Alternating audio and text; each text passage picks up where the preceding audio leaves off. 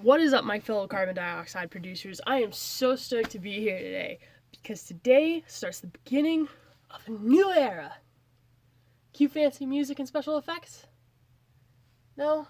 Well, today is the first day of my new blog, vlog, upload, video, whatever you want to call it. I'm just excited I'm doing it. And in reality, the whole purpose of this stuff is to entertain y'all, but a part of it is it's to keep my sanity while I'm here at school, because every college student needs an outlet, and apparently I need like 25, but who's counting? So I'm gonna do this, and if it takes off, it takes off. If it doesn't, well, I'll just watch them myself, lonely, while I eat a tub of ice cream and cry softly into a pillow. High school flashback. Anyway, so I was thinking about stuff to do today, and I already had this idea drummed up. I had actually written a blog, but I realized soon after writing it that there's a lot more that goes into actually writing a blog than there is filming a blog. So with a blog, you gotta write it, you gotta grammar check it, spell check it, you gotta get one of those websites, those like little blogging type websites that are like really hard to make, or maybe I'm just too lazy to make them. Even after you do all of that, there's still gonna be some grammar Nazis that come behind and correct every single thing you say. I thought it'd just be easier to put all this stuff on YouTube. I'm out there anyways. Like, what's the difference? At least you see my pretty face now. No? Alright, so to get to the actual gist of it, I've come up with the 5 realizations of your second semester of college. Because as we all know, a lot of freshmen document their first semester. Like, every single day of it. It's good. It really is good. It's good when you're a high school senior and you're one of those little kids so excited to go off to college, and it's nice to have a little list on sites like the Odyssey of the 10 things you're supposed to do and the 10 things you're not supposed to do to have fun at college.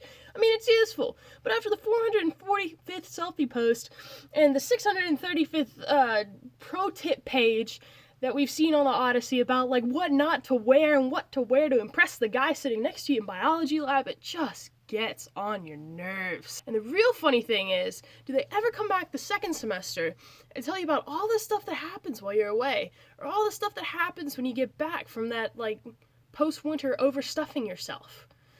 The answer, my friends, is a resounding no.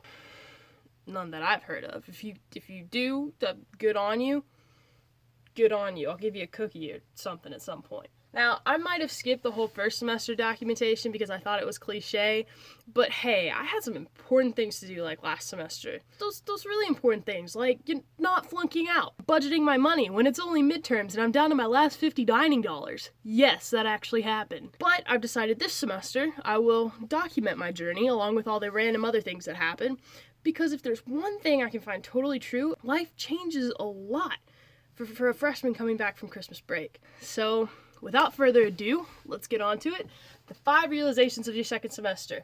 Number 1, you think life gets easier, but when in fact it doesn't. You just got back to your good old college town, you shoved your bags in your dwelling, wherever that may be, a dorm, an apartment, a trash bag or cardboard box on the side of the street, or a tent on the 4th floor of the library. You toss all your stuff down, take in that deep breath of, I don't even want to describe the smells, and you realize you missed this place during your month back home. Admit it, no matter how much you said, I was done with school, I'm going to enjoy this month. By the second week, you were like, please take me back.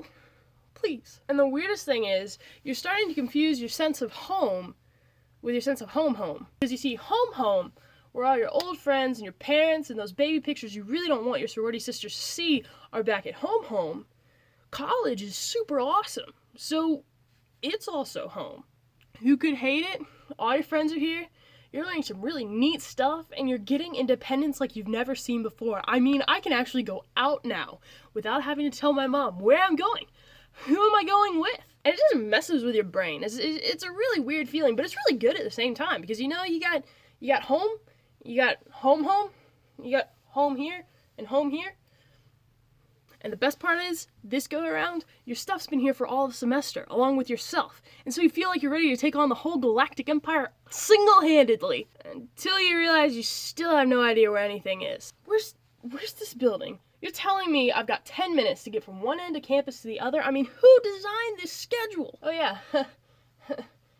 Me. And no matter how many self-help articles you read about being better at like the whole studying thing and getting to the gym more often and eating healthier, you're still sleeping through your early classes, eating a bunch of junk food, and your dining dollars are gone like before you know it. It's crazy. And I'm not saying it's a bad thing. It's something that every college student goes through. And if you haven't gone through it, you're either super lucky or a freaking nerd. It's a staple of our college careers, what I like to call the BACS, the broke college student. That's getting patented. I just hate it when I do it because I realize I could be actually studying instead of watching these puppy videos on YouTube or eating a salad when I'm stuffing my mouth with Cheetos. On top of that, your parents and your family members probably spoiled you while they were home because they missed their little angels so much. So for an entire month, there was no laundry, no cooking, no cleaning, or shopping for you to do, except for those last minute Christmas gifts that you bought with your mom's money because you're a BACS. That really needs to be like a thing. I went to the gym every day as a boredom buster, but I'll admit that a lot of the time I sat around eating ice cream and watching Netflix. This can make anyone super lazy to the point that 3 weeks in, you realize that you haven't done any laundry, you haven't gone grocery shopping, and your bedroom makes a war zone look like an OCD kid's desk. However, there is one savior to what we like to call the post-winter break hangover, and that savior is syllabus week. Ah yes, syllabus week. The time where the teacher hands you a piece of paper on Monday and says nothing important for the rest of the week. However, there's a sharp side effect to this little cure, and that leads me to my second point. To be in this major or not to be? That is the question. During that period of syllabus week and the lull before things really start to get going, those existential questions start to flow in, like, am I in the right major? Do I really know what I want to do in my life? Is it true that garbage truck drivers make more than philosophy majors? Can I just pull a Kardashian and make millions documenting my boring life and drop out of college entirely? Oh man, was she like, did she just mention a test? Am I getting a question? 42. Yeah? Is it right? No? It's not? Alright, I'll see myself out. Bye. I thought once the semester rolled around that I'd be rolling in my major and ready to conquer all my engineering classes and graduate with a 4.0 in 2 years. I'm sorry, even that's just too much of a load of crap for me. Oh my goodness, that's hilarious. So maybe with a 2.5 after 5, but who's counting? Point number 3, there's a lot less to do during spring semester. Luckily, we've had like 70-degree temperatures down here, so for my first 2 weekends, they were filled with like hiking adventures at the state park, and I got to go like rock climbing and like Enoing. It was fun, but now it's 45 and cloudy and I'm freezing while walking to class because I didn't think I needed a big jacket, and I can't go to the gym because I can't park before rush hour and it's too cold to walk, and now I'm realizing I'm just complaining and really need to move on to my point. Oh my god. If you're from a football college, you know the awesome electric vibe that fills the air during football season. There's like double the usual crowd in town. Your folks can come bail you out from a dinnerless weekend since they came down for the game, and you know that how I'm really bad at my words. And you know that no matter how stacked your week is, there is solace in the fact that Saturday is coming soon and will whisk all your worries away. But see, there's none of that during the spring semester. Sure, there are basketball games and gymnastics meets and baseball games, but shoot, man, we're no Duke or Kentucky. Our basketball games are on Tuesday nights. Tuesday. I don't know about you, but I'd much rather stay home with a tub of Bluebell and Netflix and go to a game on Tuesday night. There are no tailgates. None whatsoever. I mean, that's what makes it, that's half of what makes football so exciting. Basketball games, tailgates. Make it happen. I'll be there. To combat the winter blues, I even looked up a bucket list of things to do at my school, which is actually very extensive and pretty cool. It's got a lot of stuff to do. Unfortunately, very few of those activities are indoors, and I personally have no desire to get diphtheria or pneumonia or the flu trying to have the perfect picnic on the lawn when it's anything colder than shorts and flip-flops weather. On a side note, can I also mention that there are no breaks before or after spring break? I just need one 3-day weekend between January and March and May. Just one. On both sides of the spectrum. Like, please? Speaking of spring break, don't you do that with friends? What are friends? Point number 4, you find out who your true friends are. Last semester, you'd text them in a location, they'd be there in a split second to join you for lunch. You could throw up any idea of the world to your sorority, fraternity, classmate, gangbang, group me, and there would be somebody to go do stupid stuff with.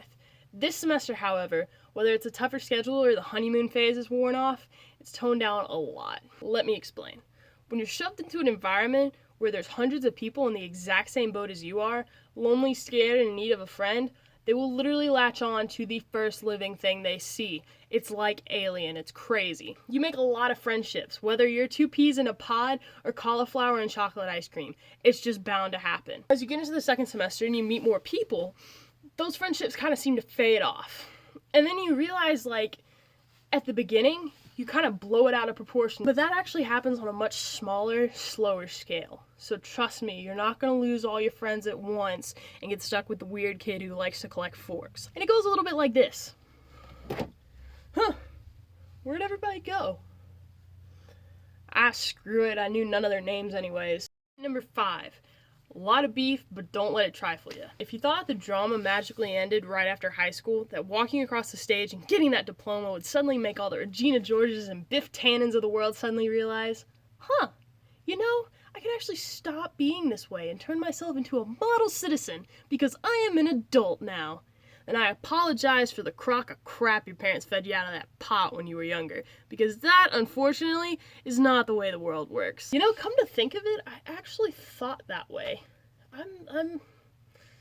Excuse me while I go eat my words. There's one thing high school taught me well. It's how to deal with haters. We didn't harp on the Pythagorean theorem that much, but I swear if you ask me about colonial America, I could get my PhD right now. There's still stuff in college that goes down. There's still cliques, bullies, gossip, backstabbing, everything in between. It's a zoo. We live in a zoo. But the cool thing about it now is that you have so many other things to do and so many more friends to fall back on, you just don't have to deal with anyone anymore. If you don't like them, it's not like you're gonna see them next period. You just go on and do your thing. Shoot, classes are like 300 people anyways. You can hardly see the professor. It's not like you're gonna run into one person you don't like. It's crazy. Realizing, this thing is slowly falling. So that's it for this week's video. If you like it, come back. I'll be uploading more as I go on.